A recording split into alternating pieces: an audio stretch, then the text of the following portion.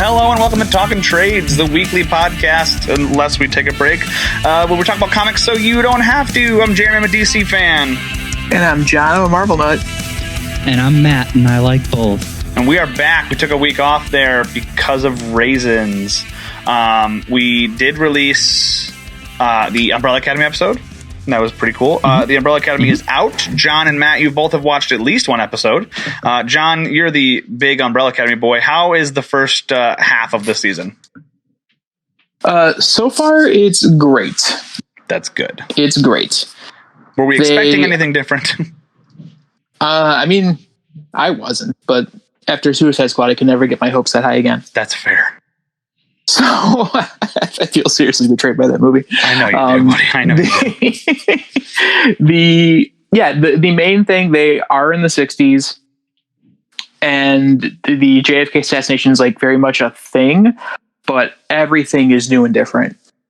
They all arrive there at different parts and times. They've all had to find a life in the 60s, which has not been explored in Dallas. So like the whole thing is new. Okay. Cool. Matt, you've seen what, 2 episodes of it? Ish. Seen, I think 2 or 3. Yeah. And what do you think of it so far? You a fan? You like it? Yeah. I'm a big fan. So Good. far, it's great. It's just fun to watch. It's good to be back in Umbrella Academy. Yeah, it's a fun universe to live in. But that's some good news. But let's just jump right into This Week in Geek. This Week in Geek.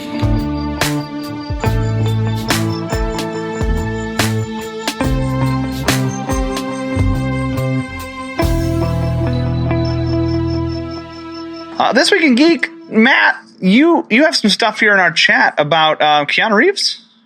Yeah, I mentioned it last time. I think it was like the last thing I mentioned. Keanu Reeves is writing a comic book. We have some more information on that. It looks like it's going to be coming out October 7th, and it'll be a monthly release. Each issue will tell the story of a warrior known only as Berserker, who is said to have walked a blood-soaked path across the world for centuries.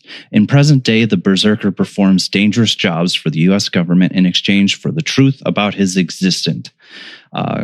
Reeves says that he's seen a lot, adding that the comic book explores the multitude of themes, including the nature of violence, morals, ethics, and what side do you choose, as the story attempts to mix a little fantasy into the reality.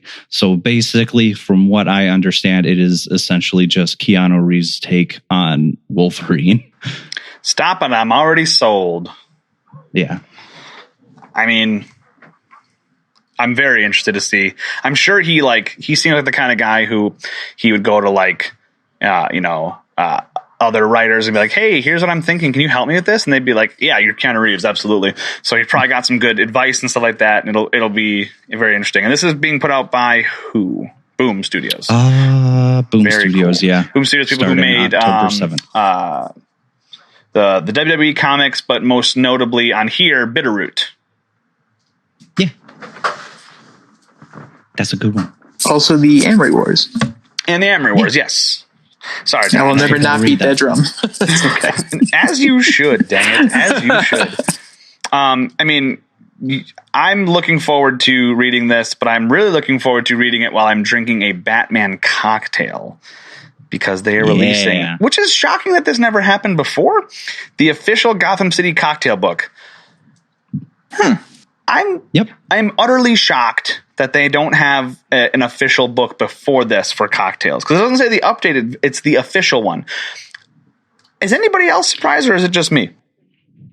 Yeah, I mean, up to this point, when you thought of fun cocktails based off of pop culture, you just find something on, Pinterest or whatever and Google it like, oh, what are some fun themed cocktails? So this is neat that DC's putting out an official book for Batman themed cocktails. I think a lot of it is that executives traditionally don't want comic books associated with more adult things, because then that's fewer dollars they can collect from children.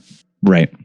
But if you're also going to have like, I know they're getting rid of Black Label, but like Black Label, like DC's the comic publisher to do something like this. Yeah. They do see value in adult products and aspects of their branding. That's true. That's true. I didn't think about the you forget on this podcast of 30 somethings or almost 30 somethings is that children read these books too. So that is a good point, John. That's a good point. But I am excited to check that out. It'll be interesting to see. I think it'll have that Harley Quinn cocktail from the movie theater. You got it, that'd be right? so Like you good. got to do a good Harley That'd be Quinn, like so Malibu. I would think so. There's going to be probably like a Gotham gin and tonic or something like that, or Probably some weird mint thing for Joker, because like, or Yeah, Riddler maybe, green. because green. I would say Riddler would get the mint. I would say Joker's going to get something that's like an old fashioned, that's like pure alcohol, and it's just going to mess you up. It's going to be lighter just fluid. it's Yeah. straight Jepson's Malort. That's what it is. That It's is just the Jefferson's Joker. Malort. That's okay. No thanks. You'll get Batman will have one that makes a drink that looks like alcohol, but actually is just water somehow, Oh, nice. because it's like It's apple juice. that's what he would do. Yeah. Just apple juice. I'm into it. We did it. It's something that might make, wearing or releasing like a black suit tolerable to network executives, because there is a scene was released by Zack Snyder. It is confirmed there is a black Superman suit in Justice League. Yeah, I'm so excited. I'm It so looks so mad that they good. didn't release this originally. I am as well. Like, We've talked about it. Yeah. we especially wanted in the it. Snyder The Cut. fans wanted it.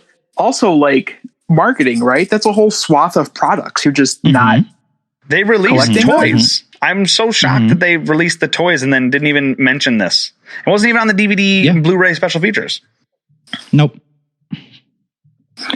I grow more and more excited for the Snyder Cut every day, and every time I hear new things about it.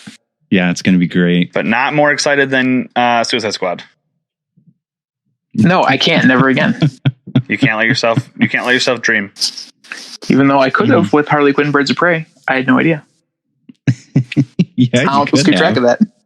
So I'm just now watching this scene with the black suit and how brief it was, but they had that clip in the trailers with Alfred working on the car and the alcohol shaking. They had that in the trailers. Mm-hmm. Oh my God. Why? Why? Because black isn't as fun and No, poppy of a color Sure. as the blue. But this movie looks like it was cut and it was skewered and it was ruined.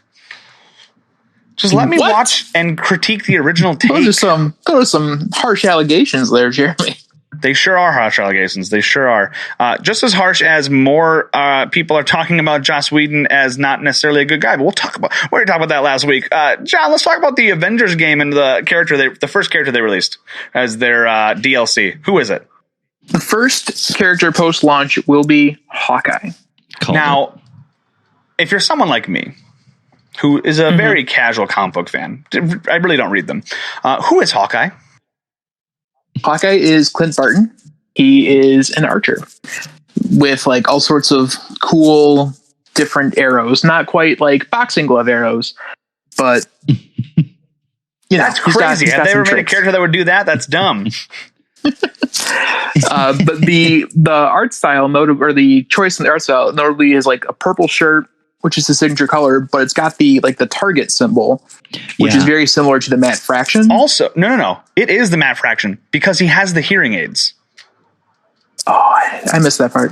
Sorry, I'm much more There's a knowledgeable on the higher res next part. image of this. He has the hearing aids and he has the exact bandages on his face. It is the Matt Fraction Hawkeye costume. This is an alternate costume as well. This is not the official. Oh, that's alternate? Okay. It is an alternate costume. But the fact that, makes they sense. are nodding to the best Hawkeye is awesome. This game That is is selling awesome. me, dude. This game is doing a good job of selling me. Kamala's your main character, or one of your main characters, right? You get She's apparently the main character of the single Matt player. Fraction's Hawkeye costume. They already have confirmed a Gladiator Hulk costume. Like, I'm in. They've shown it. I'm in. You can go look at it right now. Yeah. I'm too busy looking other, at the Matt Fraction cone and the other character, salivating. which some would say is spectacular or amazing Or superior. or superior, is Spider-Man. Is coming only to PlayStation platforms in this game. Now, that's So all there's well and quite good. But which quite a Spider-Man is hubbub this? on the internet. So I delved pretty deep into this. Before this announcement, the people at Insomniac and the people behind Avengers, Crystal Dynamics, they have said that the Marvel Spider-Man from PlayStation 4 and this game, they're different universes, different everything. So when they announced Spider-Man, Crystal Dynamics said, "We're very excited to show you our take on the hero, our new original take on the hero." Arkham Knight. It is unfortunately confirmed to not be the Spider-Man from Marvel Spider-Man for PS4. Darn. I can see a suit happening because he is a console exclusive character, so I can see you get unlocking like that suit, like with the white large So spider why- logo, but it is not that Spider-Man. So why is he a console exclusive? Did they say that? Yes. Okay. The thing that people I think don't realize is that Spider-Man has a decently long history with Sony. Besides the movies, I'm sorry, I meant to say PlayStation. Decently long history on PlayStation. The PSP originally released with Spider-Man 2 on the movie on UMD was the platform. The font of the PlayStation 3 was the same font that Spider-Man, the movies used at the time, the Tobey Maguire movies. Was that intentional? Yes. Oh, I didn't know that. And then Spider-Man PS4 is exclusive to obviously the PS4. Yeah. So like PlayStation and Spider-Man, it's not exactly out of the blue. There is a history There's there, precedent for but this. it's a little egregious. Like Spider-Man is, I think it's safe to say, Marvel's most popular character. I don't Yeah, think that absolutely. you'd be. And I don't think that- you'd be that one is argued with too hard exclusive. on that. Yeah. Well, Wolverine, I don't know. That No, comes up all the time. absolutely. That's not to say that other characters aren't popular, but Spider-Man, man, Spider-Man and Elsa videos on YouTube were popular for a reason. They didn't have Wolverine and Elsa videos. I didn't know they had those videos. You didn't know they had those? No, I did not. Oh, you I missed lived out in a on the frozen worst part of bubble YouTube. until Kingdom Hearts 3 came out. I You want missed you to out know. on the worst part of YouTube. I'll show you those videos later. They're horrible. I'm excited and terrified. So it does make sense beyond just like, well, Sony does the movies, so obviously like there is a history with PlayStation as a brand and Spider-Man. But you'd think it would be something a little more obscure, like a mid to low tier X-Men, or like, I don't know. Do you think Xbox gets an exclusive? I do not. Reason being, it's a lot of work to make any character. And I think that the amount of work it would take to do 2 console exclusive characters for a live service game is just astronomical and does not make a lot of sense. My guess is Sony gave them a pile of money, and here we are. Yeah, probably. Makes Which sense. is pretty similar to Crystal Dynamics. Also, they made the Tomb Raider reboot games. And remember, Rise of Tomb Raider launched exclusively on Xbox One for a year. So the studio has done this, and Square Enix has accepted this as a way to get more financial backing to deliver the quality of game experience they want to. So I almost guarantee you that's the case. Okay, that makes sense. Yeah, I'm very excited for it. But what's also pointing out on the internet is like, well, that's cool, but like Spider-Man can't really be that involved in the main thing because if he's not on Xbox or PC, that's just going to look out of place. Yeah, absolutely. And I'm like, guess you can do like a spider event then.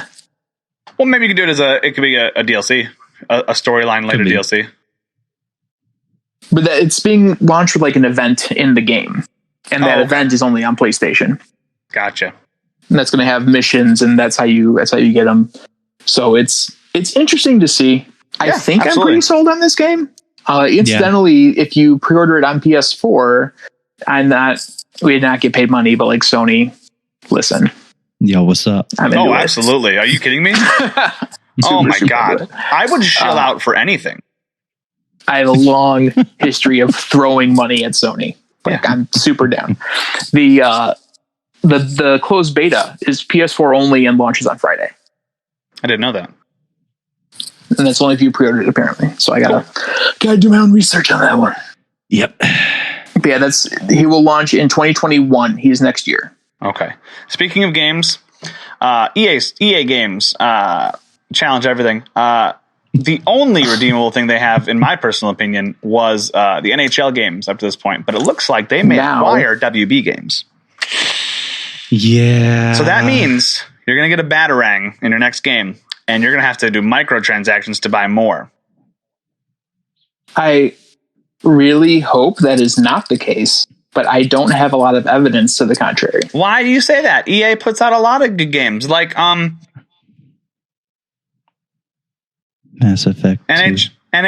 yeah, but again, Mass Effect was that's not theirs. They didn't create it, right? Then BioWare has had arguably they two screwed it up. severe misfires since Mass They Effect have. 2, and I'm not even counting 3. No, I mean, Like, I'm not even counting 3 was also very good. Just the ending everybody hated. Oh, yeah. I'm Whatever, counting it is what it is. Andromeda, and I'm counting Anthem. Yeah. Oh, and both of Battlefield those- 1 or Battlefield 2, that went over super Battlefront. well right away. But that's not Battlefront 2. BioWare, to be fair. No, but I'm talking about EA now.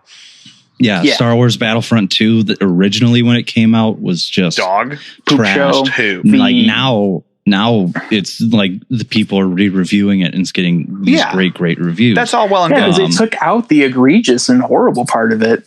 That they have And- argued for in Congress and in Parliament. They are And for now it. the actually good gameplay can just take center stage. Yeah. Amazing. Scumbags. I really hope. But yeah.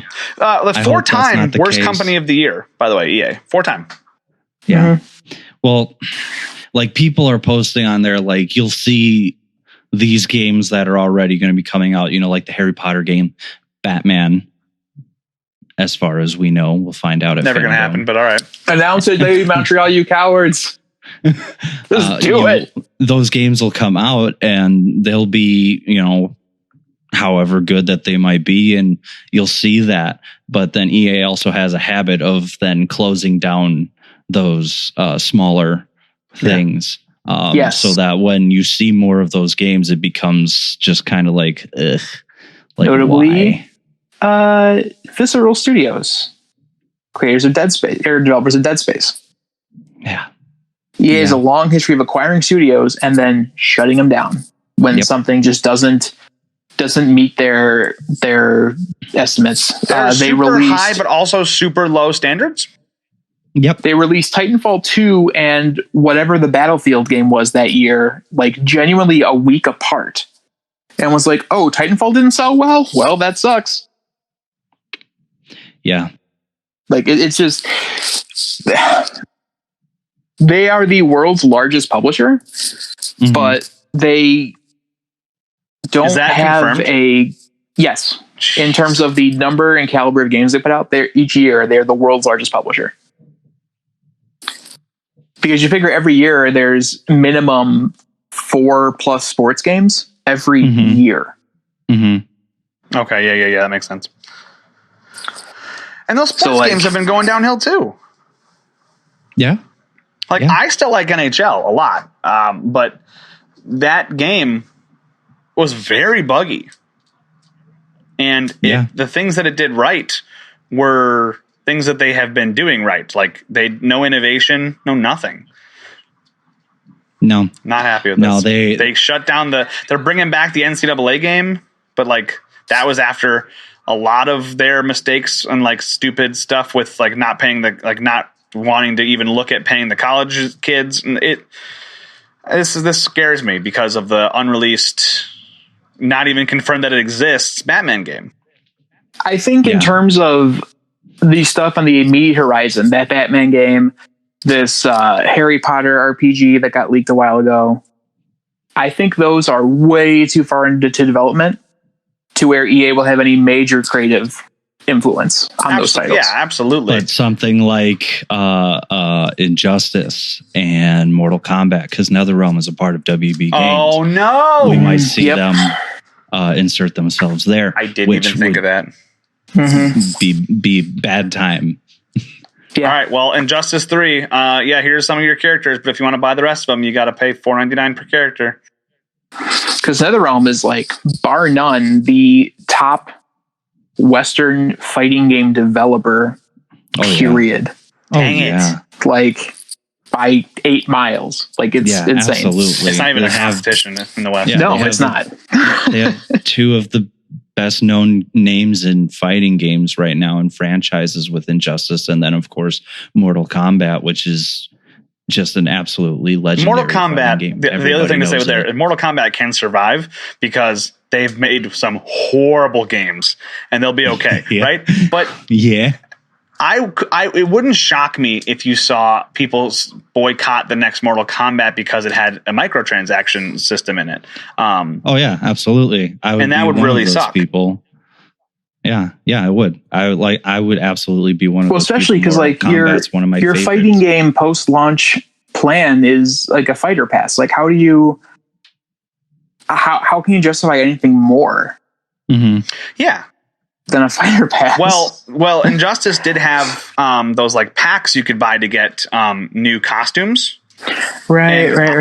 Like EA could just take that and run with that system, They could. Yeah, and it would mean, suck. FIFA gets bananas Yeah, with the Hut- cards. Hut and FIFA are like that. Where for those who don't know, Hut is Hockey Ultimate Team, and there's a I think it's FUT. It's Football Ultimate Team, where you buy digital packs of cards, and these cards represent players in the game, and you put these players on your roster.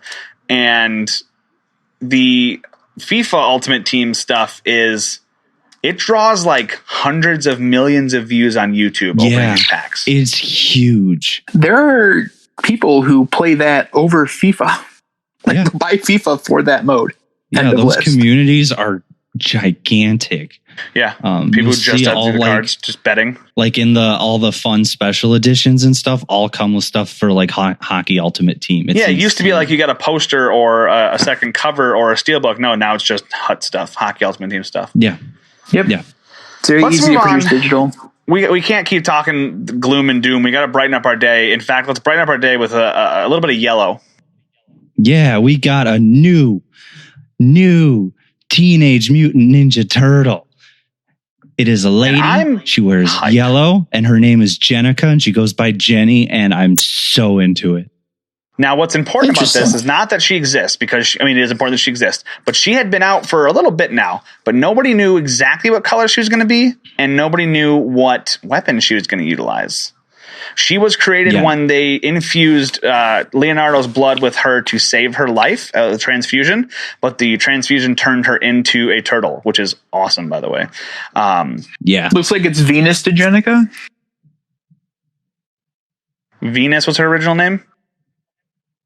I see Venus DeGenica. Ah. Oh, okay. They call her Jenny. Yeah, she goes by Jenny. they call her Jenny. But Unless what did that she was take just as a her one-off. weapon? Matt, Hmm? do you happen to know? Say that one more time. Do you know what her weapon is? I don't know what they're called. do. What are they? But So she uses a bow and arrow and Wolverine claws. yeah, How sick is that? I mean, That's pretty cool. I'm they're sure like- there's a different name for them, but yeah. Yeah, whatever. They're like a wolf claw or a bear claw kind of thing. Where not the amazing bear claws that you can buy at 7-Eleven. But like Freddy Krueger's gloves, if they were on top of his hands and they don't move, they're stationary. They're like attached to Yeah. the gloves on her hands, and they're like blades on her hands. But she also uses a bow and arrow, which I'm Yeah, shocked that no one had a bow and arrow in the Teenage Mutant Ninja Turtles originally. That's a good idea. So I just pulled Yeah. up an article. It's clickbaity, but it's top 10 things about the new Fifth Turtle. Okay, you Guess won't be believe pretty number fun. 4. Doctors hate number 3. So So what do you first got, of all, John? I was wrong about Venus DeGenica. That was whatever article headline I saw, but she's actually the 6th turtle because there was a 5th who was Venus, named after Venus de Milo in live action series Ninja Turtles: The Next Mutation. Yeah, she had Like a light blue. She was like but she was a girl, and like it was weird. They gave like the turtle chest had like breasts. And I was like, yeah, Yeah, how it you can tell was she's a girl? uncomfortable. You got to give a baps. You got to give a bazoombas. Or you could not. No, it's fine. The kids will love it. Okay. Number 9, she was a member of the Foot Clan. What? Ooh. Jenny had terribly rough upbringing, which saw her do jail time. While in prison, a female member of the Foot Clan has saved her from the beating. The woman then trained Jenica in secret, but was killed when the two escaped prison. Jenny still found her way to the Foot Clan, completed her training, and earned her spot by murdering the person who killed her friend. That is so cool. What an interesting backstory. Mm-hmm. Oh, I'm into this, dude. I'm into this. She was dating Casey Jones. Oh. Nice. Casey get along swimmingly with Jenny, and the two are in a relationship at the time of her mutation. So it looks like she's a human who became a Ninja Turtle. Yes. I said that. I missed it. Yeah, she had a blood Leonardo gave her a blood transfusion when she was dying. Her debut issue already sells for over $200. Makes sense. That does make sense. Especially with the Ninja Turtles, dude. Rabid fan base. Yeah. If Spider-Gwen's issue sold for 100 something in the first year after she debuted, this makes sense as well. Yeah, absolutely. Because nobody was sure they were going to like Spider-Gwen. Everyone was sure they liked Ninja Turtles. Yeah. That's true. This one just says mellow yellow and talks about how she uses yellow. Okay. I knew that. Well, yellow is a color that represents something. Hold on, I'm going to look that up while you're reading the rest of this article, John. Splinter's Chunin? I'm I'm just going sorry. to read this. I don't know what that word means. After Splinter took over the Foot Clan, Jenica questioned why they were following a rat. She would test him in combat and be humbled quickly. From that moment on, Jenny had begun to come around to following the teachings of a mutant rat. Heeding her master's teachings and excelling at them earned her the rank of Chunin, a ninja who was ready to look after and guide other ninjas. Neat. I'm sorry, Splinter took over the Foot Clan? I haven't read any of these comics. That's But dude, that's this it. is That's what that's baffling to me. asserting. Yeah, human origins, Yeah, she's a human. Okay. Yep. turtle origins. It's just going to be that it's just going to be the same as the other one that she was a human. Yeah, but don't do 2 of those articles. Hey, it's a Don't clickbait do article, 2 John. You bullet know what you points. clicked on. I know. You can't ask for journalistic integrity. I looked up the meaning Why of not? yellow. Other than fear, it also is freshness and optimism. So that's kind of poignant for a brand new character. Nice. IDW pulled TMNT number 95 from STCC. Was that her debut? I guess, was all set to bring a successful TMNT number 95 with them for mass fan consumption until the issue blew up like gangbusters. Supposedly for fear of safety concerns, Yeah, that already makes a fanboy stampede, the company decided to not bring the issue to Comic-Con. Tell you what, Smart. Very smart. I'm into a new Ninja Turtle. Like I didn't know I needed Her weapon it, of and choice is a claw. It's reminiscent of Vega in Street Fighter or Freddy Krueger, but it's capable in a capable ninja's hands. This weapon is going to make Jenny a worthy member of the team. Yeah, dude, she's gonna be sick. Big fan already. This doesn't feel like a tacked on, like, ooh, look, a girl. It feels just very. I mean, I haven't read the comics, but it feels cool. It feels like it's being welcomed into the canon. As far as I know, again, haven't been on Ninja Turtle Twitter, so who knows? But I'm excited. That's cool. That's a cool little thing. And if it doesn't work out, then she can be a really cool character that runs like a Batman Incorporated kind of thing, like somewhere else. But I think she's going to be. I think she'll be fine. That's very cool. Oh yeah. Mm-hmm. Oh yeah. I think she's going to be That's a big awesome. deal, and that's awesome. That's awesome. Very, very cool. Speaking of women who are big deals, Mulan. Yes. So John, Fa Mulan. that Trolls movie that was released digitally did pretty well. Scoob did pretty well, right? Roughly all of the money, yes. Yeah. So, why is it that There's no everyone more isn't money. just putting There's a everything coin shortage digitally? now. Why isn't everything just What? doing everything digitally? Just release it all digitally. Yes. Well, someone, Paramount, suggested it, and then AMC was like, no, you do that, we're not showing your movies. Yep. And I don't know what's Paramount going on said, with you're not going to AMC. be I haven't around followed next up on year. that, to be honest. Yeah, I don't know what's going on with AMC. I have no clue. There's no way they're doing well. There's no way any theater is doing well. The only theaters that might be doing okay are any that have outdoor availability. Yeah, Or the ones that have significant streaming. Locations overseas to help them float. Yeah. Otherwise, other than that, and I mean, outdoor theaters are few and far between. We're lucky enough to live close to one, but Yes, we are. Yeah. But what's important about Mulan right now, John? So Disney, as of today, which is August 4th, I was going to say April for some reason, probably just talking turtles. August 4th. Please don't. Their plan is to release Mulan on Disney Plus on September 4th. The hang up is that in addition to being a Disney Plus member, it'll be $30 Yep. to rent. Yep. Saw that. I just To which I clicked on that. say, woof. Well, Woof. here's the deal. That's a big That's woof. stupid. Watch nobody watch it. End of list. Moving on. That's stupid. Let's go. I mean- No, people will do it because parents have small children. Yeah. That's why I think specifically Scoob and Trolls did very, very well. Is They because didn't they were cost small children. $30 to rent. True. I think they're like 20-ish. I think, Maybe, but you also could do Trolls released on the what's it called? The thing. What's it called? Vudu or Video whatever. on The demand? digital streaming, the Movies Anywhere app.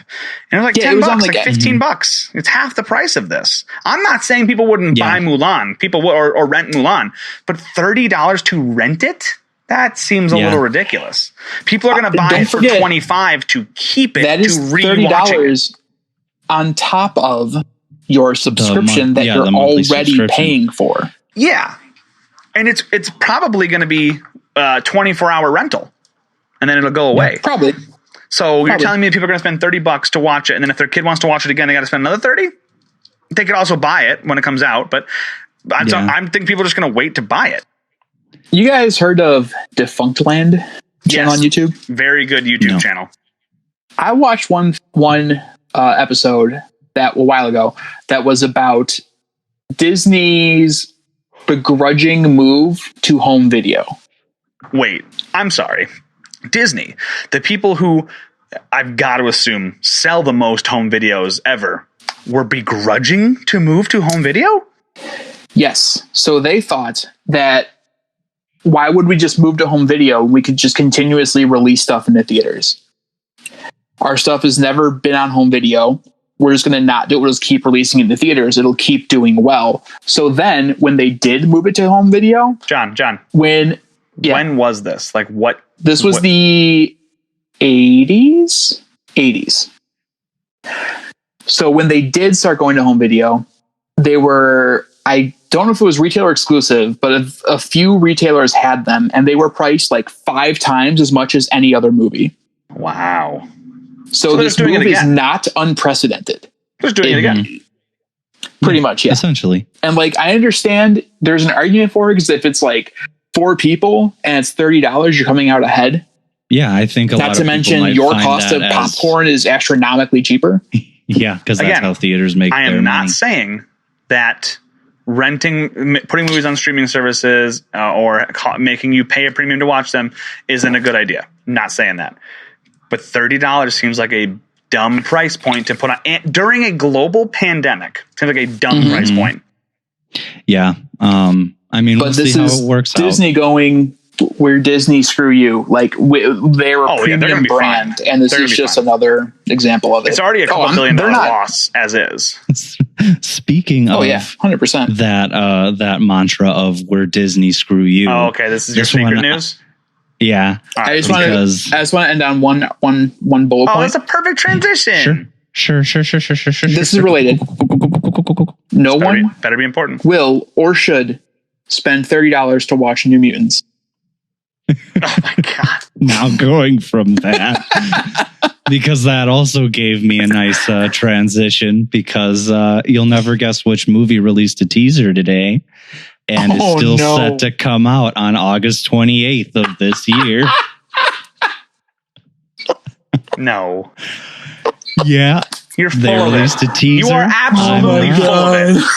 Rotten Tomatoes tweeted before this episode started today on August 4th, 2020, that New Mutants is still set to come out in theaters No! August 28th. Where? Where are their theaters open? I mean, if it plays at the drive-in, I might go see it there. But otherwise, Oh my god. Don't worry, it'll be on Disney Plus by the end of the year. Will it? It might not come out ever. It might not be a real movie, guys. This might be the world's longest episode of Punked. Do you think they filmed like 10 minutes of footage to allege they filmed a movie and they're just trolling everyone? I'm saying, I mean, at this point, they're just keeping that suspense and trying so hard to build hype for a movie that we thought was Nobody never ever cared about. Yeah. Nobody wanted this movie. John, you said, do you think they filmed 10 minutes of footage yet? I am saying less or more work has been put into less buildup and less payoff in the past. Yeah, absolutely. Absolutely. I think that Tim and Eric may have been a part of this and it's just a prank. That's all I'm saying. That's all I'm saying. Gonna go into that first showing of New Mutants, and it's just Ashton Kutcher saying, "Hey, we got you." No. It's Chance the Rapper now is on Punked. So Chance the Rapper's nice, like, "Oh, you guys are idiots. You guys are so dumb. Look at you with your masks on. You paid like $20 for that popcorn, you morons." And I'm gonna say, "Oh, Chance, you got me." Should have stayed home and dropped $30 on a rental movie. So then that tweet is pretty indicative that movie, very realistically, probably at least as of today, is going to come out before Tenet. Yeah. It should have. So far. 4 times. I hate it. I hate everything. I just don't understand. Not only do I not understand, I'm past the point Just of put that on Disney Plus for free. Put on Disney Plus for free. Send it to my house. No, you know what would make more sense? Put it only on the Netflix where you have to like order the DVD sent to your house. No one has that service. It still exists though. It does Put exist. Mutants on it. I changed my exclusive to subscription Netflix like physical. about a year ago after not having discs for many more years than that. I didn't realize I had that until like a year ago.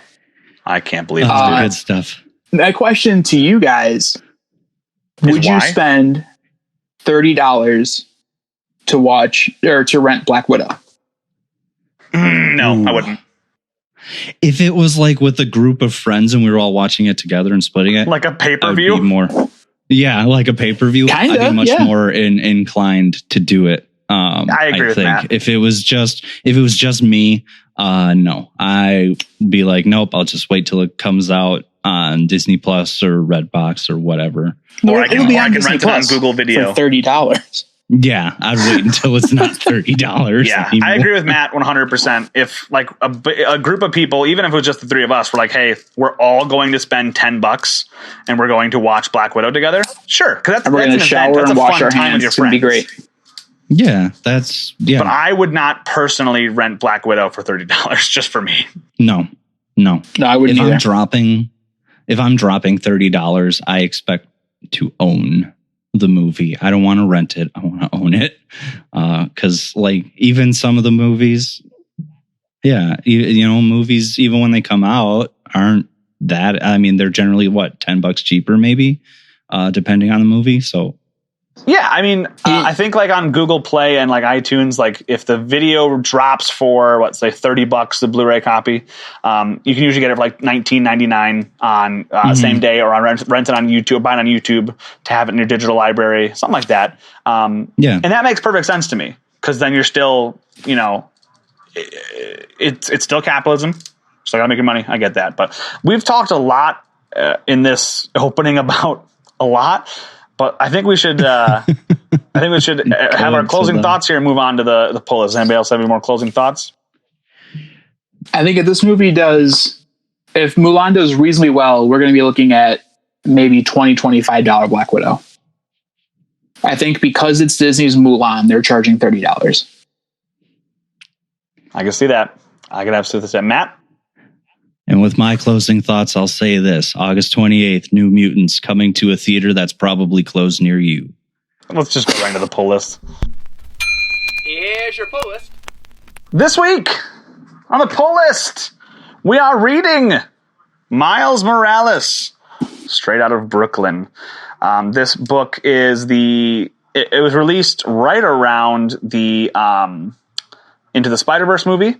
It is the soft reintroduction of Miles to the Marvel Universe. This is after he joined the universe proper after Secret Wars, and it is his first standalone volume after his feature film released. It is written by Saladin Ahmed. It is drawn by Javier Garron. David Curiel is our colorist, and VC's Corey Petit is our letterer. Let's talk about this book, gentlemen. First of all, I can't believe I made this connection previously, but both Secret Wars events ended in a new black suit Spider-Man in the universe. That's true. Neat. Didn't put that together until right now. Very good, John. You're a smart boy. I try. Did you see that somewhere else, or is that all you? That was on me. Dude, you're But so smart. I'm years past it being relevant, but yeah, I just put that together. You're a smart boy. So this book is a slice of life book for Miles Morales. Miles Morales, of course, being the half Hispanic, half black Spider-Man, who everyone was really mad about, and then everyone really loved, and I never didn't love him because he is, in my opinion, the best Spider-Man. He's my favorite Spider-Man by far. But it's a slice of life. He is hanging out during the week at his school that he lives at, which I still think is insane. And he is, in the weekends, he is at his parents' house, at his home, and all the time he is fighting crime as Spider-Man. He's got to keep his secret identity secret. He's got to hang out with Genki. It's Miles as you know and love him. Yep. And Genki as God intended. Yes. Genki grows out his hair a little bit, and he has a little bit of facial hair now. Yep. So to show time has passed. That's what you do. You put facial hair on people that show time has passed. Yeah, pretty accurate. Obviously. Pretty That's accurate. what they do in sitcoms. Yeah, sitcoms, Star Trek, which is just awful, stuff like that. So this book opens up with Miles dealing with some pretty typical teen stuff, you know, something that I think that all of us dealt with at some point. He's flying around the city on his webs and writing a journal. If I had a nickel, yeah. So he's writing in his journal for his creative writing class that the teacher assigned him, and he was like super not into it at first, but he's really coming to love it. And it's a really nice narrative way of doing his inner monologue. Mm-hmm. It's the way that way he's not just talking in his head, although he does talk to himself a lot. Mm-hmm. It's a way for them to have his inner thoughts about everything, to be an omniscient narrator, while it's still making sense. He's writing it in his journal, which I don't know about you guys, but as soon as I started reading this, I was like, this journal is going to get found by somebody and his secret's going to get out. That was my first thought for sure. Yeah. It may. This arc ends right about when my shop closed. So like maybe that happens. I don't know. So Miles recounts his backstory a little bit, talks about how he was bitten by a spider. He became Spider-Man. He has interesting powers that the other Spider-Men don't. He can turn invisible, and he has a venom blast, which is essentially electricity that he can use to paralyze people. Very cool. He found out that his dad worked for S.H.I.E.L.D., and his uncle is, in this universe, the villain called the Iron Spider. Mm-hmm. Which looks just like the Iron Spider from the Civil War event, except he is black and gold yellow, black and yellow. Yes, very good, Wiz Khalifa. His parents know his secret. Genki knows his secret, but everyone else doesn't. He is just dealing with this every single day. And his biggest trouble right now is that when he is out Spider-Manning all night, he tries to go home and get some sleep to go to school the next day, but he consistently has been unable to sleep because the adrenaline's still pumping. By the time he's able to go to sleep, it's time for him to wake up and go to class. So he's been like running late to classes. He's been falling asleep a lot. And he's also dealing with a new love interest, which I don't like this because she's not Gwen, but she seems like a cool character, but like she's not Gwen. And I have my Tumblr. To quote comic store guy from The Simpsons, they're from two different worlds. How can their love ever work? Literally and figuratively from two different worlds. So he's dealing with this woman, and her name is Barbara, and she looks kind of like what's that superhero? America? Kind of. America Chavez. That's the one I'm thinking of, yeah. Just with like the midriff shirt. I was like, haha, that's kind of funny. I don't think it was intentional. I just thought that was cool. So he's dealing with, all this stuff going on. And they do a nice job of talking about things that are happening in the real world, like immigrant children being detained and police brutality and stuff like that. Which I'm noticing a theme here, gentlemen. In books that have creators of color and artists of color and writers of color and characters of color, they talk about things that impact people of color. What? Weird. What a weird thing. Weird. This is not the heteronormative, white-centered universe that I know, and I am very appalled. I would like to speak with the manager. It's pretty heteronormative. What's that? It's pretty heteronormative. Well, heteronormative in the way that status quo. Like it's not about white guys' problems. It is still heterosexually normative because he is still a straight man in this. But it wouldn't shock me if Miles Morales had a friend who was gay and they dealt with that in an appropriate way, because they seem to deal with a lot of stuff appropriately in Miles's books. And it kind of shows that comic books are more progressive than a lot of the gatekeepers who buy comics want to say they are. On that note, I found a really great TikTok. And I've seen that TikTok. It is excellent. I've seen it. It is excellent. Have you seen the one where the same guy does Gatekeeper games? Yeah. It's like, I don't read manga. No one has time for 300 issues of something. If you really want to get into Batman, you have to read the past 80 years of comics. Yeah. Yeah. I'm sure we can ask your sister about that. She can attest to that being all too real. Yeah. Yes, she can. Here's the thing, guys. I'm going to say it. I'm going to say something controversial. Hot take, okay? Hot takes with Jeremy. Ready? Hot takes with Jeremy. Hot take with Jeremy. Hot take number 1. White men have ruled this country for a long time, and that doesn't that includes the comic book industry. Hot take number 2. Sometimes they're jerks. Spicy. I know, guys. I know. Hot take. Some spicy mayo you're dishing out. Can we? Is that what a white guy's hot take is called? Spicy mayo? Specifically Paragon's own spicy mayonnaise. That's right. Jeremy's hot take, sponsored by Paragon's own mayonnaise. Now in extra spicy with salt and pepper.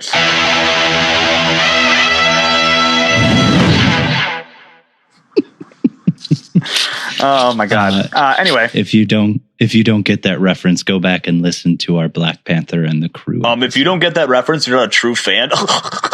Not a true talking trades fan. You really go listen to the past 100+ episodes and then you're gonna be totally lost. Oh my God. So, Miles is dealing with his everyday stuff, and we kind of glance over this in the book. It's told very nicely. It's just kind of, here's what's happening, slice of life. Different slice of life. He's dealing with people robbing a store, an area, and they're very small people, and the Rhino shows up. Yeah. But it's not what you think it is. John, No, what's not. the Rhino's name? Alexi? Alexi, thank you. So Lexi is I don't there. know if it's said in here or not, but I just happen to know that one on top of my head. Yeah. Hey, that's why I asked. I think Captain America calls him by his first name. That makes Okay. sense. He would do that. I think someone calls him by his first name. Captain America's first name is Steve. Yeah. Just yeah. trying to help. Thank you, John. Thanks, John. I thought it was Sam. 10 out of 10.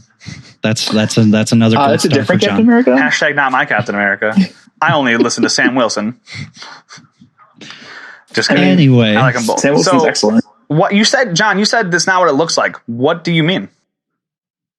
So the Rhino is a bad guy. When the Rhino comes out of nowhere and like looks like he's going to just deck Spider-Man, you're like, oh, this is going to be a situation. Clearly the bad guy's doing bad stuff.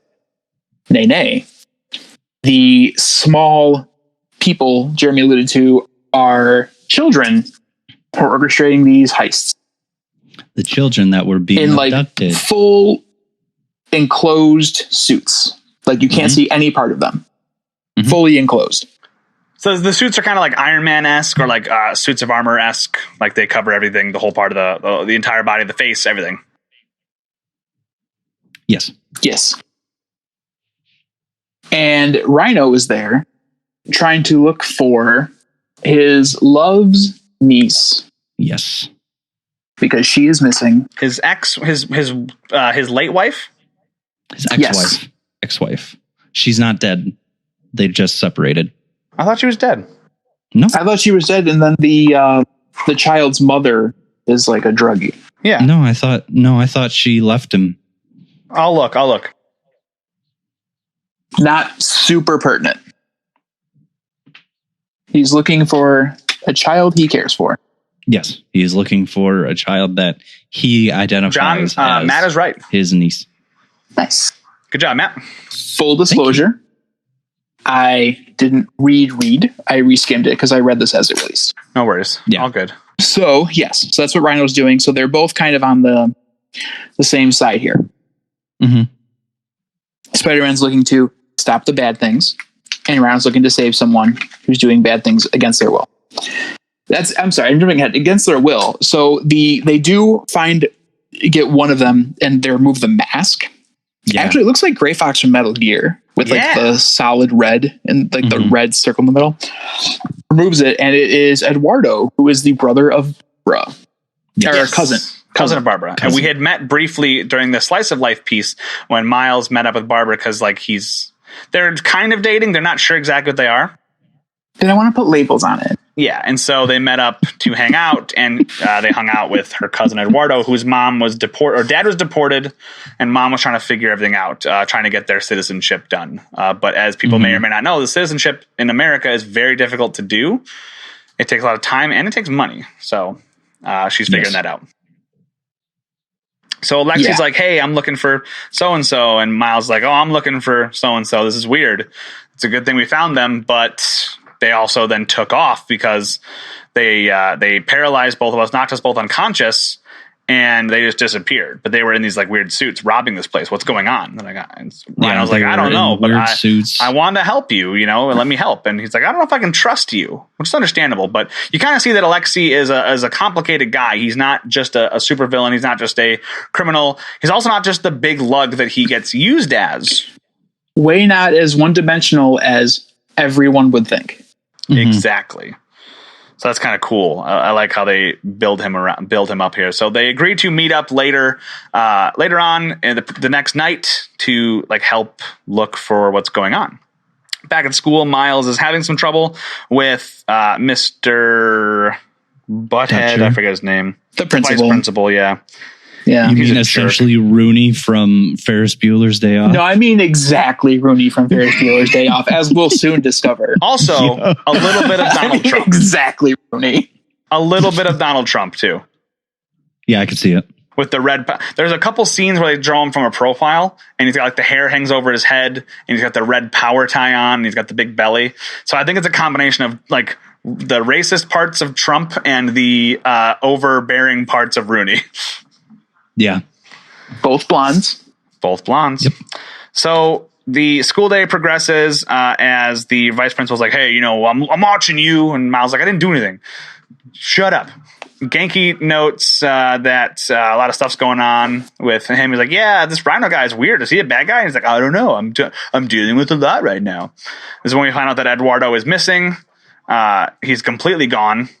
And Miles like, okay, well, now this is personal. I need to look into this more. Not only do I need to help these kids, I need to help specifically the kid that I know. This is personal. So he meets up with Lexi that night, the Rhino, and they swing off. He makes the Rhino a swing, and he carries the Rhino around the city. Yeah, because Rhino was like, oh, well, if I go lumbering through the city, the police are going to just jump on my tail. So, and then it cuts to him. Okay, with fine. Rhino in It's a super sling. wholesome, and I love it.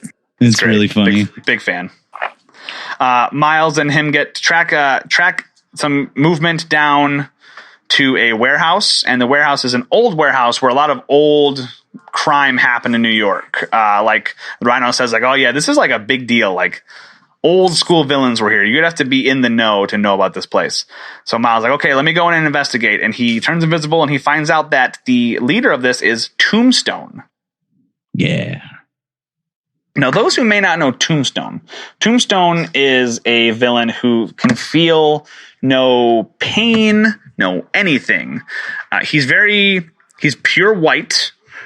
Ironically, he is an African American gentleman, but he is like not chalk like white. Yeah. Yeah, it's not like he's albino made white. out It's of- like chalk. Yeah. Chalk white. Very interesting. His name is Lonnie Thompson Lincoln. He is a Harlem character originally. He is part of the Hand and stuff like that. But his thing is that he's a really good fighter, and he has With a incredible very strength. hard head. What's that? Yep. With a very hard head. Yes. Yep. He's got superhuman strength, speed, stamina, and reflexes, high resistance to injury, and he's got razor sharp teeth, which doesn't come into this issue at all, but I was just looking at his Wikipedia. Yeah. He's super cool. He's really cool in the game too. Yes, he is. So Your squirrel like Deadpool's Guide to cards. So Miles attacks like, hey, let's go. I'm going to take you down. Tombstone's like, that's so cute. Do you know who I am? And then the Rhino busts through and he's like, do you know who I am? Because Yeah, I you're 5 definitely had minutes. this accent, even though I'm from Russia. Your 5 minutes are up, kid. Tombstone gets away because somebody zaps them with superpowers, and it's one of the kids. The kids are hooked up to these like weird machines. Well, yeah, like they get into a tussle. Spider-Man calls upon his knowledge of professional wrestling to try and take down Tombstone, which I thought was fun, where he essentially creates a rope for Rhino to run into so he gets enough speed to come back. They got him, then a big old bright light happens, and then they get away. It's great. Yeah, it's a good time. The kids are like hooked up to these weird machines. Like, oh, we can't just rip the stuff off. We got to figure out how we're gonna help these kids. And someone busts in, and John, Jeremy. were you expecting for Captain Frickin' America to show up in this book? On the second reading, yes. On the first reading, I was not. You know what? I asked, he answered. Yep. Captain America is like, hey, you don't have to do this alone. I'm going to help you. So, yes, this is my first reading. I'm reading through this, and I'm like, okay, this is interesting. A little cool team-up book with Miles and Rhino. I wasn't expecting that. I'm into it. Oh, and Captain America's here? This is awesome. Yeah. So Cap agrees to help them. He's like, Spider-Man vouches for Rhino. I was like, no, he's cool. Like, he's trying. He's legitimately trying. And Captain America's like, hey, I'm willing to give you a chance. Because Captain America is a stand-up dude. Captain America is what America should be. Mhm. It's just unfortunate that he wears the flag right now. But Yeah. they look into some stuff using a phone that Cap can't use because he's actually 85 years old and he doesn't know what to do. So Spider-Man helps him, takes over the Stark tech to track the tire marks down to the Gowanus Canal, which is cute because Cap and him both say, oh, Gowanus, that's so cool. You're from Brooklyn. I thought you were from Queens. And Spider-Man goes, no, that's the other guy. Yeah, that's the other guy. Which is awesome. And I got to assume that's a nice, fun reference to straight up the scene in Captain America Civil War, the movie. Mm-hmm. That's a fun little nod. They track it down to this, the Gowanus Canal and this warehouse. Rhino's like, let's go busting in. Cap's like, hold on. We got to use our brains. And he's like, oh, yeah, Or- understandable. We be tactical. Spider-Man goes in first. He's attacked immediately, and So Cap and Rhino bust in. The kids are using all their superpowers. One has like a Mr. Fantastic style superpower. One is spewing gas out of their body. One is shooting laser beams out of their hands, or fire out of their hands. They're very powerful children. Spider-Man is able to subdue them by webbing them all up and using his venom, the Venom Blast. That's all well and good, except my new least favorite villain of all time shows up. The pedophile. The Snatcher. The Snatcher. This man, if he wasn't called the Snatcher, still looks like he drives a windowless van. That is his name that he calls himself in this book. Yep. His job is to snatch children. I'm sure he snatches anybody, but like, Yeah. He children. does snatch adults. He does say he snatches adults. Mm-hmm. That doesn't make it better. Nope. No. So his thing is he can take over people's minds. And the stronger willed somebody is, the harder it is to take over their mind. Kids being very young are easy to take over. He can take over multiple kids at once. Yeah, he's like, you can snatch kids easily. That's the worst thing that's ever been written in a This Marvel guy's comic. awful. Not the worst things I've ever written in a Marvel comic, because there's a lot of racist stuff. But it's the worst thing I've read in a while. In the past 5 or so years, yeah. This bothers me. He's a bad dude. Yeah, this bugs me a lot. So He's a bad dude, and he has a potty mouth. Yes, he does. He swears a lot. He's like a gross looking everything. I hate him. He's got a cod piece on. I don't like him. So he tries to take over the minds of Cap, Rhino, and Spider-Man. But here's the thing. I don't know if you guys know this. Cap is incredibly strong. Not just of mind, not just of body, but of heart. Yep. Part of will, of pretty much everything. It's right here. Right here is the heart. I'm pointing to my heart for those that can't see, which is everybody who's not Matt and John. So Cap's like, hey, you stop it. And Rhino and Spider-Man are free mentally. So Rhino starts taking the kids out and Spider-Man webs up the Snatcher. Snatcher's like, oh, that's cute. You think you got me, huh? Well, here's the thing. And his eyes glow red because that's what the Snatcher does. And all of the kids are pointing guns at each other now. Going to kill themselves, going to kill each other. Unless they agree to do what the Snatcher wants. And this is really scary. The kids are all pointing guns at each other, and Eduardo, who seems to be very strong of will, is like, no, I won't do this. And Snatcher gets mad. Like, you think that just because my mind is being taken over by, or my mental capacity is being taken up by Cap right now, that I can't kill you? And using this distraction, Spider-Man Venom blasts the Snatcher, taking him down, saving all of the kids. Yeah. Thank goodness. Cap calls in his personal congresswoman, who he trusts, and Which is why he was there in the first place. Yes, he leaves it to them, leaves it to her to figure out what's going to happen with these kids. Now, a fun little thing here is I put up on our Instagram and our Twitter this one panel that says, well, looks like I'm needed in Romania. See Avengers 14. But I said wrong answers only. So hopefully Well, we'll I have some pulled good up the responses for correct that. answer just for funsies. Yes, I want to hear about the correct answer. But before you tell me about the correct answer, John, I want to note this other funny thing that I noted. Earlier on, Alexi talks about how he one time was a mall Santa. Yes. So Alexi mentions that he one time was a mall Santa because, you know, he's not always a bad guy. But he was thwarted by the Hulk. And I looked this up. The Incredible Hulk number 378, which was released in 1990. It was the 50 years of Captain America. So it was 98, I think. I don't know. Whenever. He literally dressed up like Santa and the Hulk beat him up. Lovely. Awesome. I'm looking at the cover right now. Hilarious. So, John, what happens in Avengers number 14? I'm very glad you asked. So the top of Avengers 14 is a banner that says the Realms is coming in 2 months. The War of the Realms, which But we the read on here. description is the War of the Vampires begins. Transylvania is burning as vampire civil war throws the world into chaos. The mysterious Shadow Colonel and his squad of undead revolutionaries have one burning question on their murderous minds. Where is Dracula? Bleh. And if the Avengers find him first, will the Lord of the Damned be friend or foe?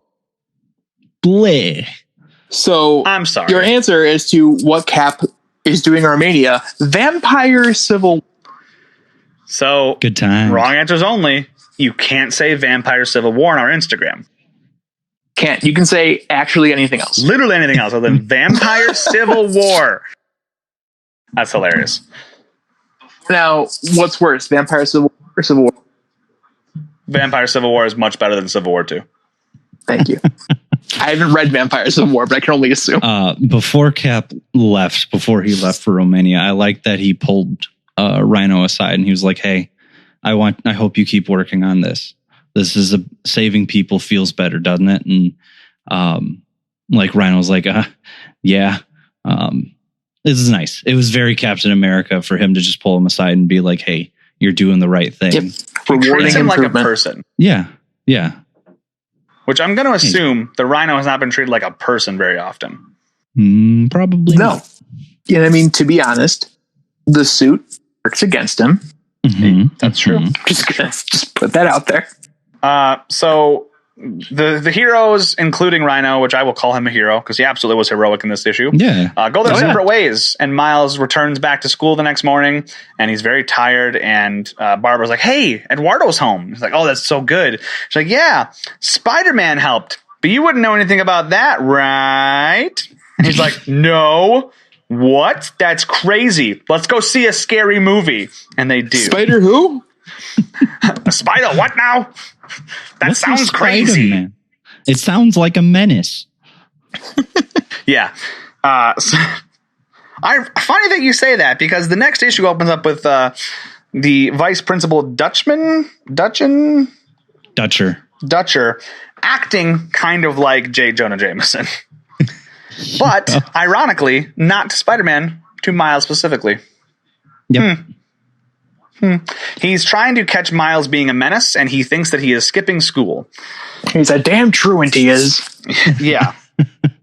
I like that they have his assistant be almost like the exact same like feel of a character as the assistant in Ferris Bueller. Yeah. It's exactly Ferris Bueller's Day Yeah. Off. It's Miles Yeah. Morales' Day Off. That's Why what don't you this guys talk about comic this issue? is. I want to hear you It was guys talk so about this much issue the way you fun. guys talk so fervently about Ferris Bueller. So much fun. She was just so like, "Oh, he's such a nice kid. He helped me move some boxes without me asking him. I don't know why she sounds like she's from Wisconsin, but we're gonna go with it." But that's what she sounds like in that movie. Yeah, that's exactly what it sounds like. It's ironic because in all reality, Ferris Bueller is a jerk. Yeah, absolutely. He's a liar. He's a manipulator. He's kind of a sociopath. So like the fact that everyone likes him and this one guy is kind of right is like, oh, that's funny. Here, everyone's right about Miles. Like, oh, he's like a nice guy. And the guy's like, no, he's a menace. Ferris, I would love to see someone do Ferris Bueller's Day Off or that movie style through the eyes of the principal. Yeah. Hey, that'd this be kid's fun. I think this it'd kid be doesn't a show up to school. When he wildly does come to different school, he's a menace. Like he's causing issues in our school. He is questioning authority for no reason. He is selling things to kids. He's lying. We should really look into him.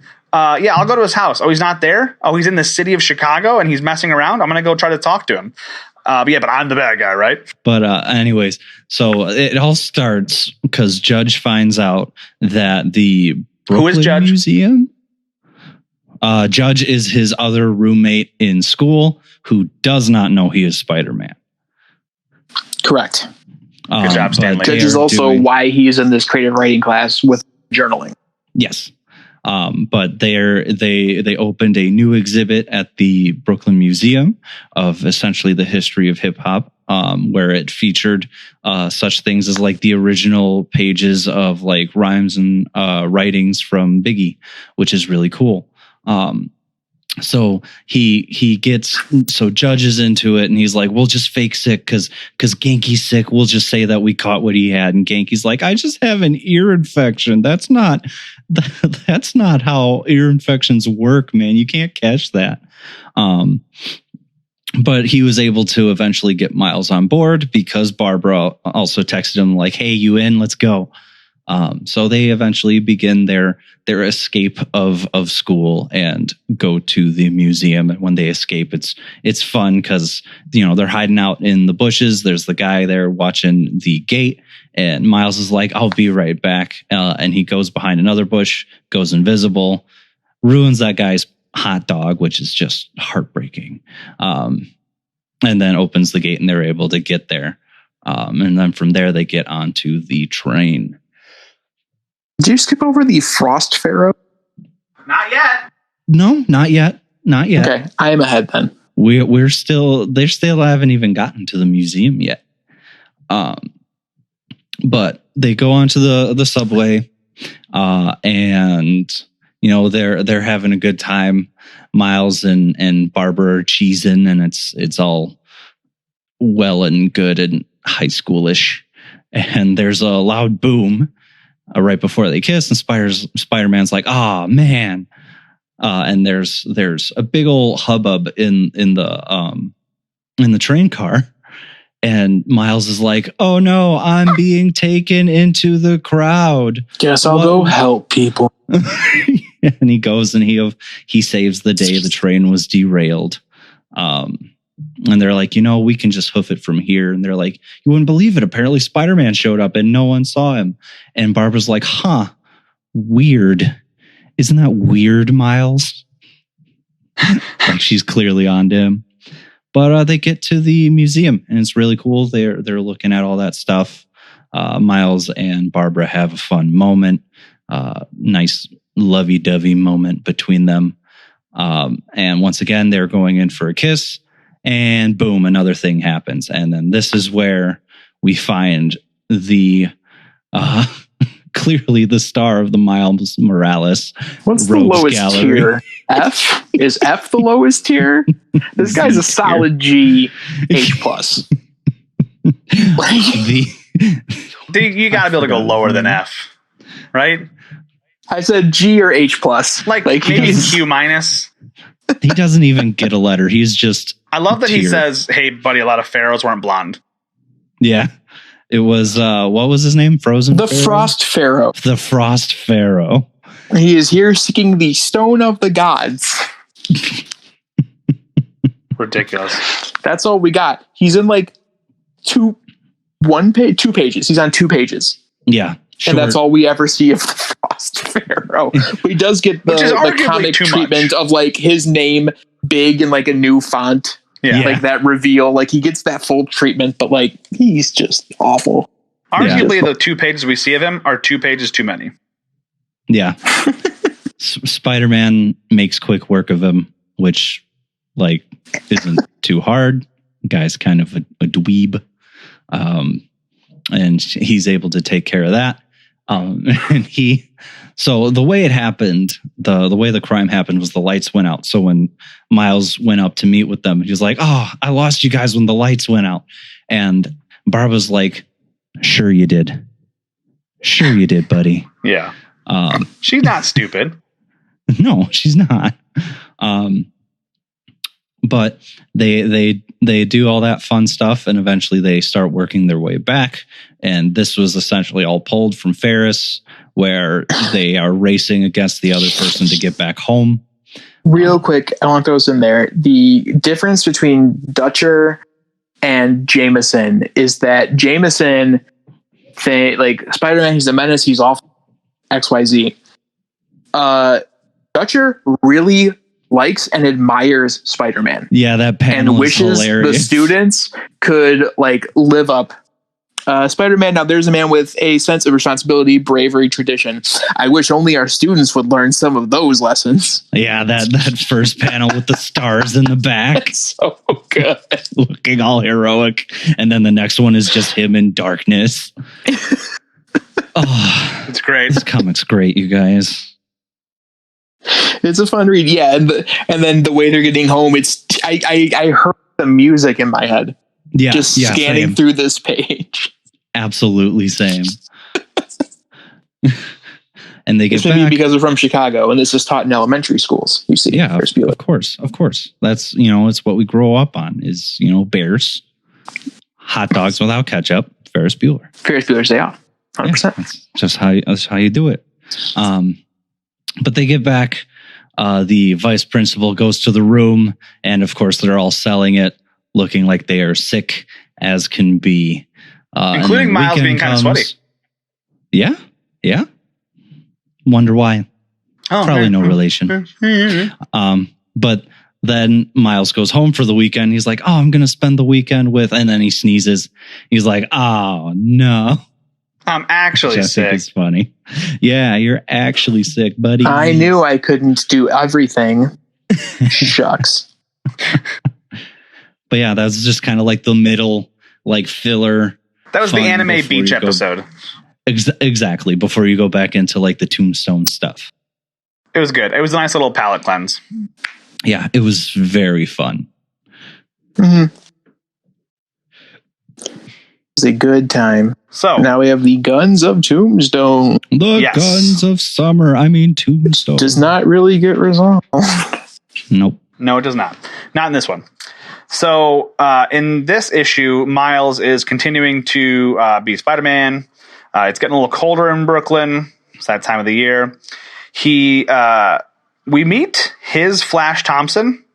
So Genki is having trouble finding the materials to make the web fluid because Miles doesn't generate his own web fluid. So Genki creates the web fluid for him. And the way that he does that is by stealing stuff from the school labs. And people are starting to catch on. People are starting to do more inventory of the stuff. So Spider-Man has always had like kind of a jerk nemesis, right? But like one who doesn't really do any real damage. In this one, it is this guy whose name is Sean. Isn't it like Sean? It's Sean? Yeah, Sean. Yeah. Sean is this really tall, very well-dressed gentleman with very interestingly parted e-boy hair. Very punchable face. Oh, he's the worst. 100%. Dude, he's such a jerk. Actually, I'm way later. My bad. Genki notices that, or mentions the fact that the web fluid is hard to make. Spider-Man continues to Spider-Man around. He stops a gang fight between Tombstone's men and a local gang. It turns out Tombstone's men are starting to encroach more and more on other territory. They're coming further and further into Brooklyn, which is bad. Okay. Miles is having trouble with his lady friend who's like, "Hey, you're keeping a secret from me. You want to tell me about it?" And he's like, "Oh, what are you talking about? That's crazy." She's like, "Okay, cool. I'll talk to you later." Then we meet Sean while they're making the web fluid in the lab. And he's like, "Oh, some people have been saying that people are stealing things to make drugs and sell drugs. Is that true?" And he looks like he's somebody who... So the reason that Miles is in this school... I say this to inform. The reason Miles in this school is he won the lottery. And I don't mean the money lottery. I mean he won a lottery to be entered in this school. He had to pass a test just like anybody else. But then the people who passed that test were put in a lottery. And the people who were chosen out of that lottery are able to attend this school. Miles's family, I think, is okay money-wise, but they couldn't afford the school without the scholarship that they get from the lottery. This guy looks like he's somebody who... is also smart. Everyone at the school is very intelligent, but he may have had the money. Yeah, It's just me assuming. And he seems to kind of make the assumption that, like, "Oh, are you guys selling drugs because you're poor?" I mean, I think the level of jewelry this kid wears is pretty indicative that Are you telling he has me the money. that thumb rings are something that poor people don't have? Yes. Gold thumb rings anyway. Oh yeah, they have their silly copper thumb rings. So And gold wallet chain. Yeah, so Miles hates this guy, obviously. Miles talks to his dad, has a little mini turning point with his dad that his dad doesn't yell at him for skipping school because his dad found out, because of course he did. He's like, "Hey, are you going to do this again?" And Miles says no. And he goes, "I'm not going to yell at you then. I trust you. You're giving me your word. You're a man. Good job." Miles like, "This is weird. I kind of like it. What I don't like is having to fight people who can shoot fire at me." He fights more of, I almost said Kingpin, Tombstone's men, as they continue to encroach further and further in Brooklyn. And he tells them, "You're not welcome in Brooklyn." And he says, "The Kingpin doesn't care." He tracks Kingpin. At this time, Mayor Kingpin. Tombstone. Sorry. He tracks Tombstone's men back to a location because they're too stupid to wipe their phones, some of them. So he uses that because he's a genius. and he finds out that they're on like the shipping area. And he is stopping them from getting weapons shipment. He's fighting them, and somebody else shows up to help him. Starling Debut is character. She's a brand new character. Never heard of her before. She is a African American woman, black woman, who has like red wings, and she has like red boots, and she is beating the ever loving hell out of Tombstone's men. Yep. And she's like, I'm going to make them pay. I'm going to make you pay too, man. Like, I don't know who you are, but you're fancy dress. You must be one of Tombstone's special boys. And he's like, I'm Spider-Man. I'm not a Tombstone boy. And she's like, yeah, okay, whatever. And they have a mini fight. And after that fight, they kind of were like, okay, we're both cool. Like what superheroes They're like do. flirt fighting. Yeah. Oh, yeah. So she's way more aggressive than Miles, like way more aggressive. Take it to the type of fighter like Batman versus anybody else. Like Batman's willing to paralyze people, so is she. They flirt a little bit, and they agree to meet up another time to continue to try to take down Tombstone. She wants to kill Tombstone. He's like, hey, well, you don't have to kill people, you know. Miles has another run-in with Sean, and during this little mini run-in, he's wearing a very cool shirt. Worst. Miles is wearing a Captain Marvel shirt, very cool. But yes, Sean's the worst. They start a mini fight. He's like, "You don't belong here," blah blah blah. And then Dutcher's like, "Hey, I suck, and I want to inject myself into this fight here because I am the worst." And it resolves. Miles, it doesn't really resolve. It's just kind of like, hey, Miles, you're getting kind of crapped on from all ends here, unfortunately, buddy. I'm sorry. Barbara can tell something's going on with Miles, but he just will not open up to her. So she pretty much gives him a chance, point blank, like, hey, I can tell something's going on. Tell me what's going on, Miles. And he says nothing. And she's like, okay, see you later. Bye. Miles then... You blew it, kid. Dejected, Miles meets up with Starling again, and they go down to take down more of Tombstone's men. And Tombstone, he stops her from killing Tombstone. She stops him from subduing Tombstone initially. She then attempts to bring Tombstone high up into the sky because it's the only way to kill him, guaranteed, because he's so his body doesn't receive pain in the same way. So she's going to drop him from like miles and miles in the air to guaranteed kill him.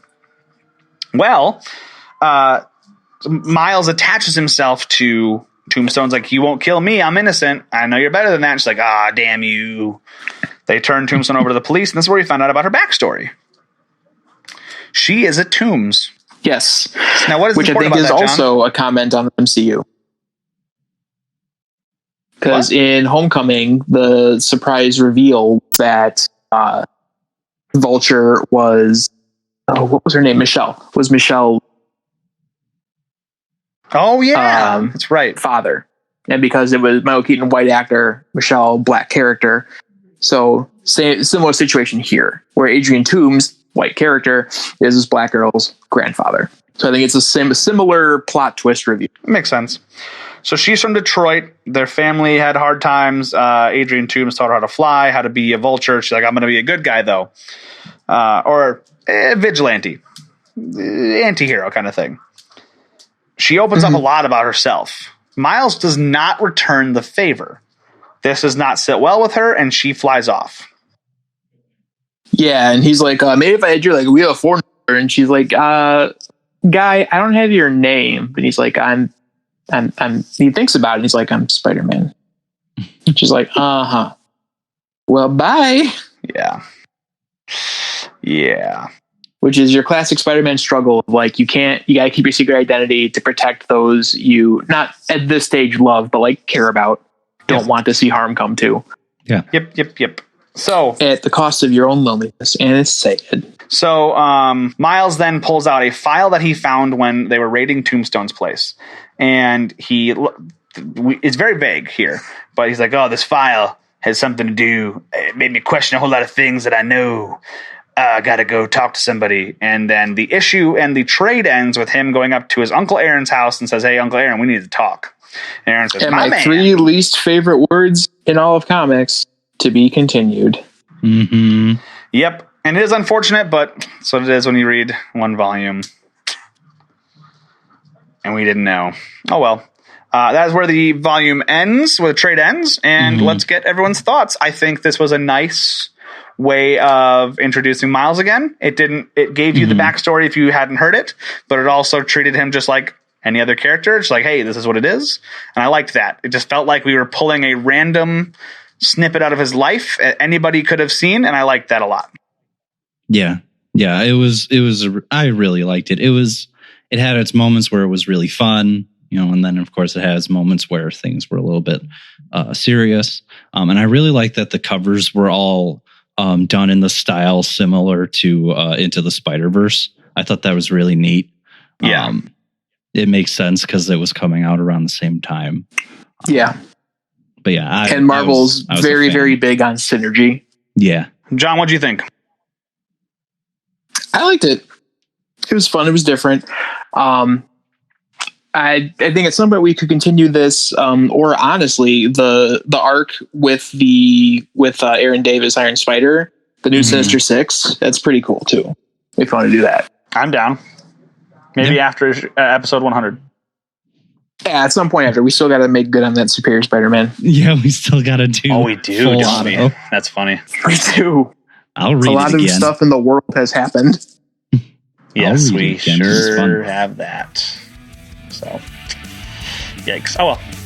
All right. Well, then let's take it right out to the outro of this wonderful podcast. To be continued.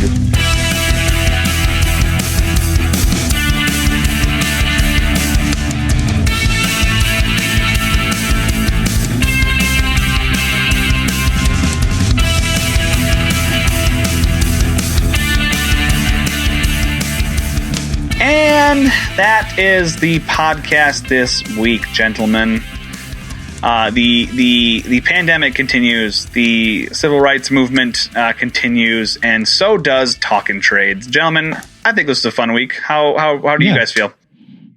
Yeah, it was a good time. It was good to get back after the unpleasantness of last week with my internet deciding to not work. Yeah, your when- internet and then I generally feel. my skin issue, my hives. Yeah. Yes. Yeah, I generally feel it was one of the better This Week in Geeks we've ever done. Yeah, absolutely. Yeah, it was a long one. It was nice. It was fun. It was long. It's always nice to have a break from the real world, but please don't forget that the real world is out there. The police who killed Breonna Taylor have still not been arrested as of the recording of this podcast, so please make sure you are paying attention to things like this. Just because it's not trending on Twitter doesn't mean it doesn't exist. Black Lives Matter. There are still places you can look to donate and protest. Please be aware of those things and do your part just as we try to do our very, very small part here and our parts that we do at home and in our personal lives. Yeah, absolutely. That all being said, fun episode this week. Next week. The centennial episode. What are we next week? Next week, we are reading, finally, for issue 100 that was delayed, but for good reason. Yeah, absolutely. Final Crisis. Gonna be good. If you tell me after this, or Crisis. Yeah, that would make sense, wouldn't it? Yep. This is my second, or it's in my top 2 least favorite DC books of all time. The other one, of course, being Convergence. Yeah. This is written by Grant Morrison and J.G. Jones. Artists are J.G. Jones and Marco Rudy, along with Doug Mankey, and a list of people here that I unfortunately am not going to be able to read right now, but next week when we're actually recording the episode, I will do whatever I can to avoid actually talking about the episodes. Maybe we'll talk about all the authors and writers. It's so the idea behind Final Crisis was to wrap up Jack Kirby, or to really touch on Jack Kirby's New Gods, which is interesting because the New Gods are super cool. The problem is there is so much lore and stuff like that. And Grant Morrison just said, I hope you understand this because we're just going straight in. He's Scottish. So, and honestly, I didn't. I've read it like 3 times because I kept thinking, oh, maybe I was wrong. I wasn't. It's not good. But we'll see. Maybe you guys will like it. And I'm just insane. Definitely possible. I don't know about that. I'm insane. But you guys oh probably my like God, this. I love it. I'm excited. Here's the I'm thing. ready. We're going to have some fun next week. I recommend That's true. not Good waiting till the last day to read this book. It is a long book. No, I can't. I can't. So I that have will to be set our aside time, do some each day, at least Saturday Yeah. and Sunday. Yeah. If you have any Yeah, I questions, think I'm gonna try and which do you the will, same. write them down. Okay. So that's Don't look into it. Just write them down. because if you stare too long, the abyss stares back. So episode 100, finally our episode 100. This is our back to school special. So that's it coincides with me going back to work as a teacher. So it'll be interesting.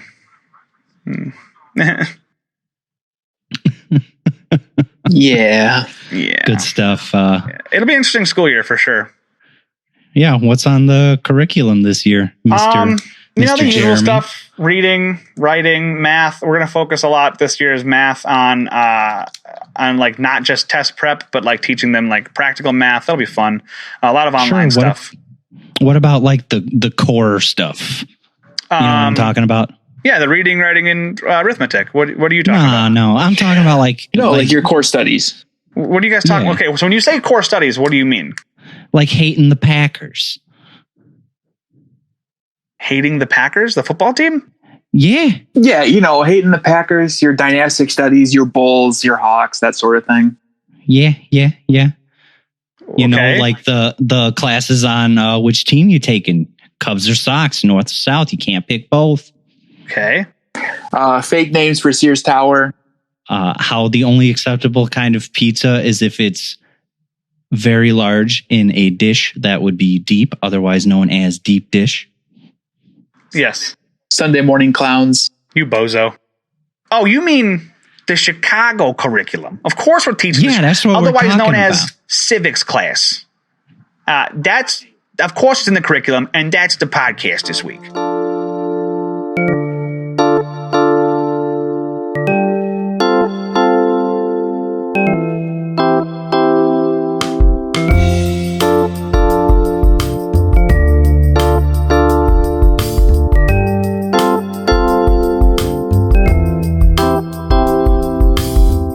You can follow us on Twitter at Talking Trades. Follow Jeremy on Twitter at LizardKing27. You can find John on Twitter at Maesterlaka, Maesterlaka. And for this and other projects from Matt, please check out Facebook at Matt Spina Music. And remember, we're not experts, we're fans.